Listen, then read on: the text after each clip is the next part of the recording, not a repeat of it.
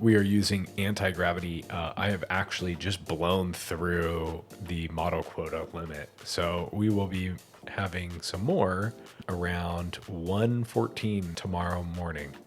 So not a bad take for work, but let me just kind of show you around what I have been using it for and how to develop an app and pretty much a quick one-shot method, I would say. It's not so much one shot, but there is a little bit of app performance and building on the back end that I would say you need to use. And let me go through go through this portion here. Let's see if I can get and go to Opus. Our app development. I need you to build out the complete infrastructure for this application.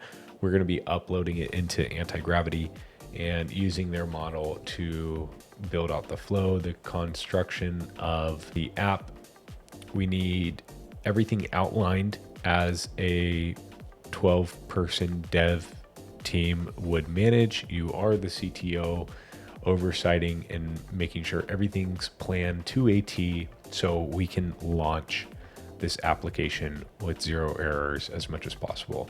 So main key frame for app development, what I would say is you need something in project for Claude. I have built out a couple of these and I'm just using a pre-built one that we've already done for one of our clients.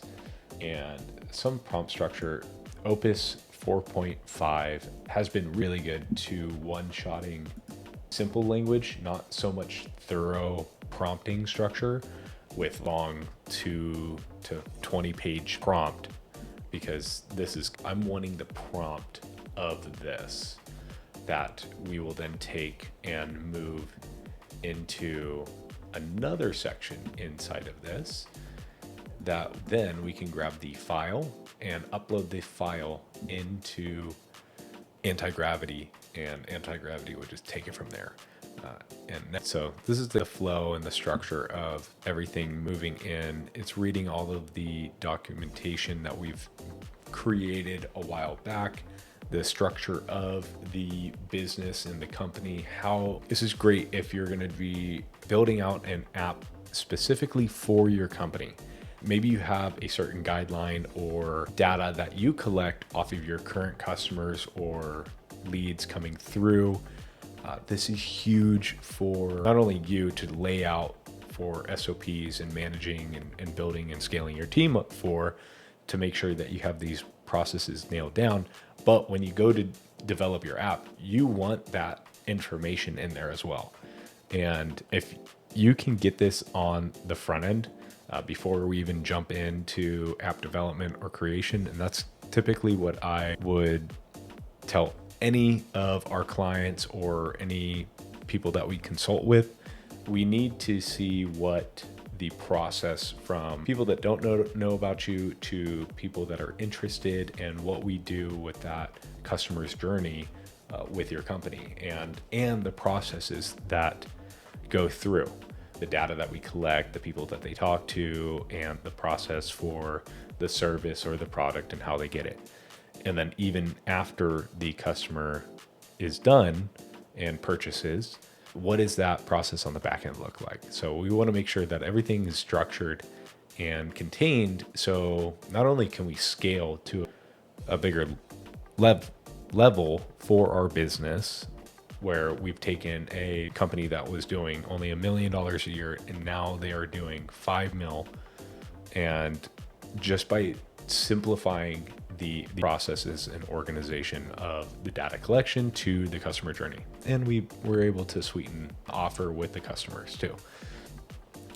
So to go back to this, you're going to be taking the structure of the app, this process, and then we'll then go back to this portion and take the prompt or the infrastructure here and then take that, create another script to build out this project in a zip file.